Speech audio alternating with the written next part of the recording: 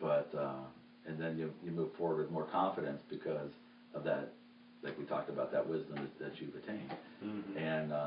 And there's a lot of people that have ideas that, you know, from a hustler standpoint. Right. Sure. But I mean, ideas, all kind of ideas. Dozen, that's the truth. But very few people have follow through. When I worked in the nightclub days, I spent some years in the nightclub business. I don't know what it is about nightclub VIP sections and guys with business ideas.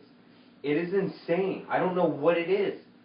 For all the years I worked in those clubs, yeah, I'm loud music playing, and this is the time now where he wants to tell me his business plan or his product, how we should team up.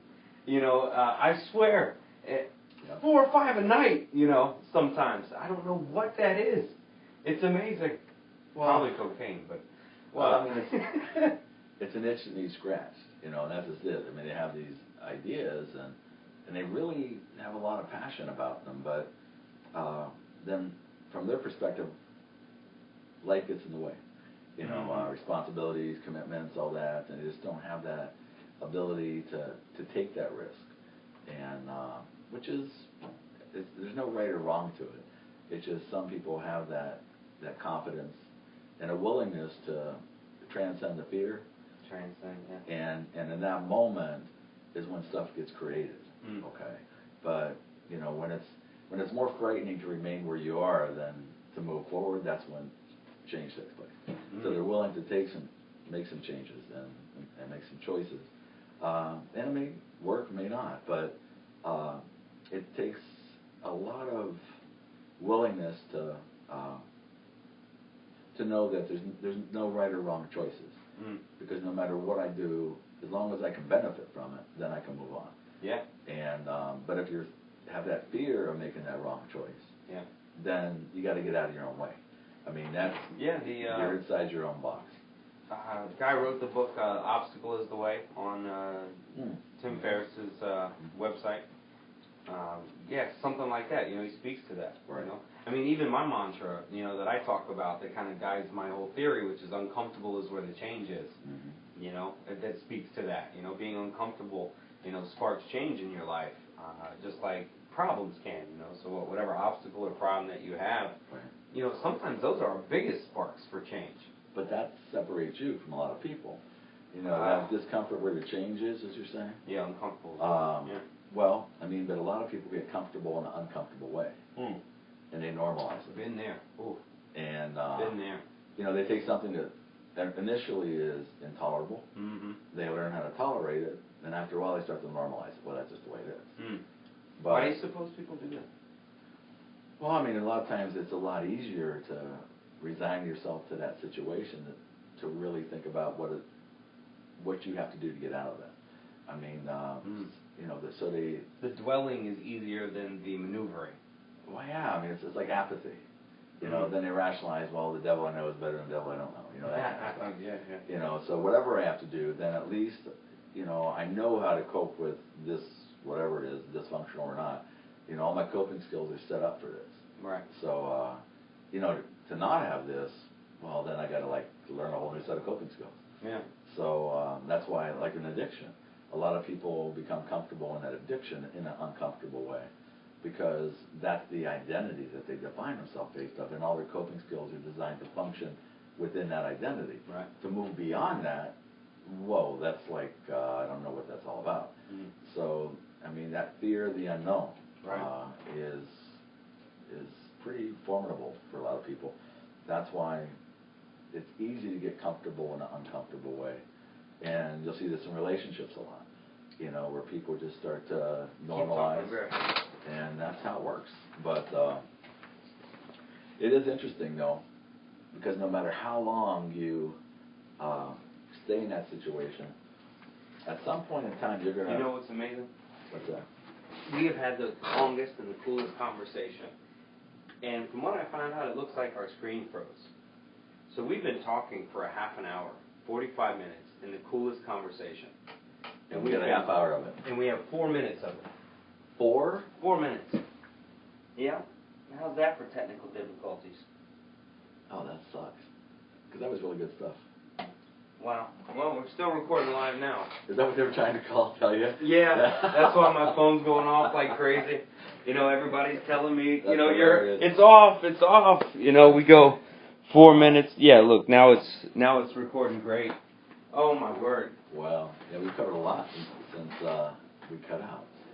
I mean, 4 minutes ago, we have walked over wind in our sails. What do we do if we have 24 hours to live? You missed a lot. Good stuff. To spiritual walks, reasons people do things, don't do things. Right. We've walked through, oh my gosh.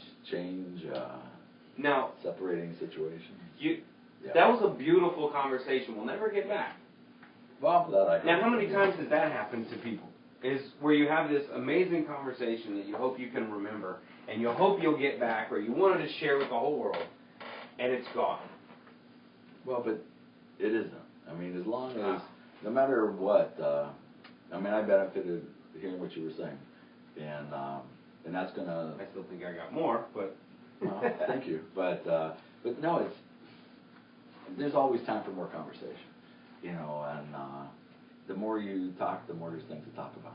Yeah. So, you know, this being your first go around here, it helps you see there's a lot of areas that a lot of roads to go down. Yeah. I mean, we have covered everything.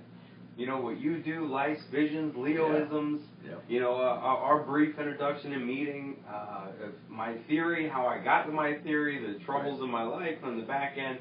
I mean, struggles. What's the one thing that we've covered that you want to go over again? What's the one thing you want us to share? All of it, because we'll never get that path back. But there's more path. Oh, there's always more path, for sure. I mean, the whole thing we talked about was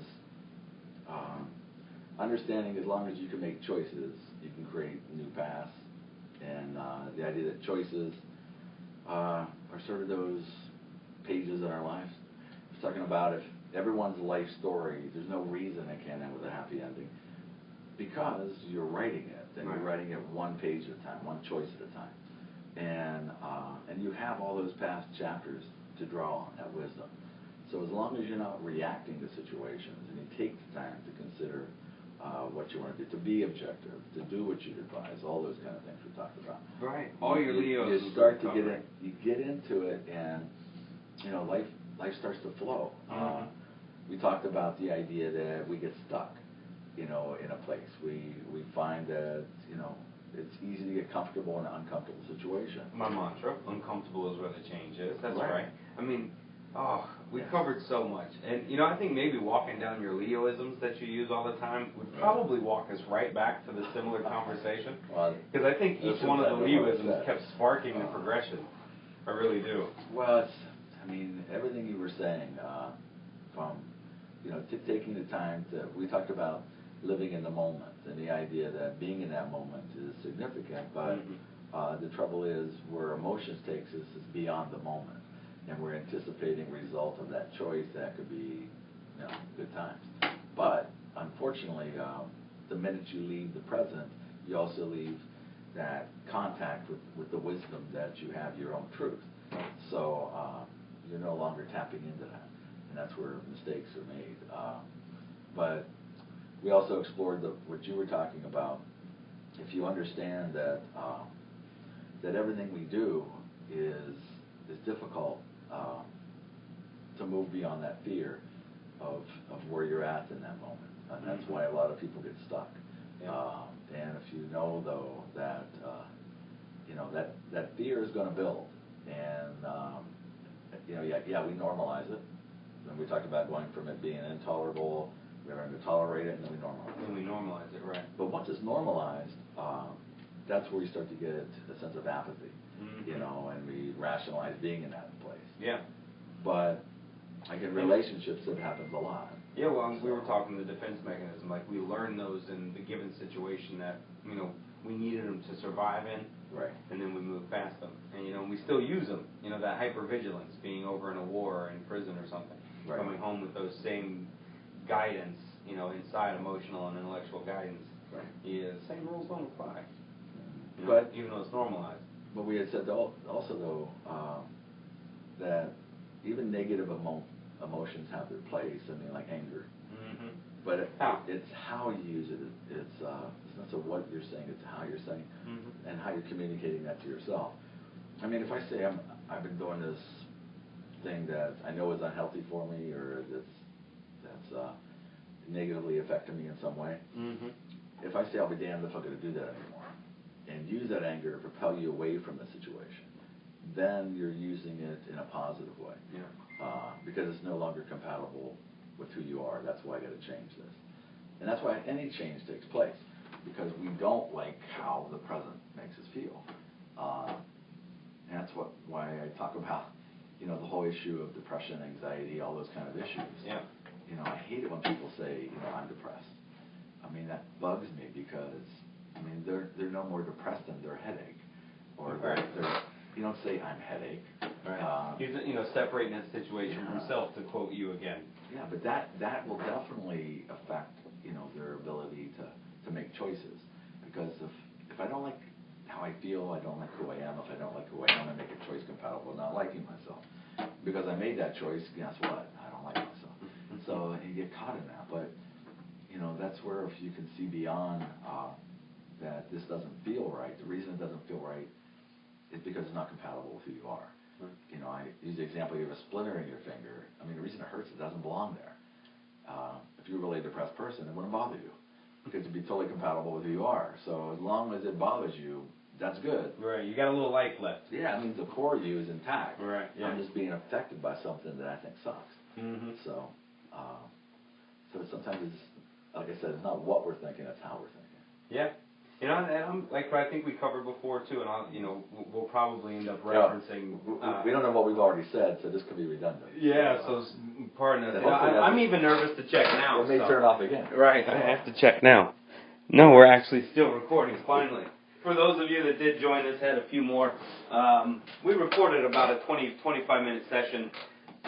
We'll never get back and never get a chance to share again. But I thought it was excellent. Especially for our first podcast, but only to stand up and realize that we were interrupted at minute 4. So we've been trying at our best to do a brief recap, but I think we've all been there and had that amazing conversation sometimes, and then we either lose it or we're typing it up and you accidentally hit the select all, delete button. And it's based on our wiring too, because having worked with you so long, nothing is really scripted. So once it flows, I've had people ask me, can you say what you said about 10 minutes ago? It's like, I don't know what I said 3 minutes ago. Well, when we both do our groups, I've become the guy writing on the board, I swear, if I didn't write on the board during those groups and I had to get asked again, like you to repeat something, I'm like, I don't know. There was I'm like I referenced before, I'm going to reference tons of podcasts. Tim Ferriss is one of the ones I watched. I've referenced him a few times. I'm not sure how many times since we didn't record it all. But Tim Ferriss, excellent. The 4-Hour Work Week. Look him up. Was speaking to something like that. Excellent guy. Yeah, he's good. Excellent. But yeah, just bear with us, and I guess the first go around, sometimes these glitches happen. Well, I've started, with my own iPhone, I have this, the notepad we all do. And, for so long, every time I have little thoughts or ideas, we all have them. We walk around, we have an epiphany or something, but I've started these notes, at least for my psychology is what it's titled as. Just trying to keep up with all the thoughts or ideas or things that you have, or effective groups, or just life thoughts, or even poetry, I write on there sometimes. But keeping that has been great, being able to reference back those thoughts. Well, that's why these podcasts are great. To listen to them, you may have a certain thought about something, but something you'll hear will expand that thought. That I probably wouldn't have come to that direction had I not heard that. So as far as developing your own sense of your own philosophy about life in general or whatever, different issues that you're going to hear in these casts, I think what I like most about it is they make you think. And that's what Cognitive Rampage is all about. Absolutely. You mentioned personal philosophy, and in my theory, that third step of my theory is, visiting your personal philosophy. And I found, a lot of people, they don't even understand that they actually live by a philosophy, or what their life's philosophy is, until they really are asked to take a look at, what is your life philosophy? What's the cognitive thought, of your life philosophy? And put it together. Maybe they'll have it, Yeah, I mean, I don't know, I'd have a... What's your, you knew it was coming. It's coming, as I said, I'd say it's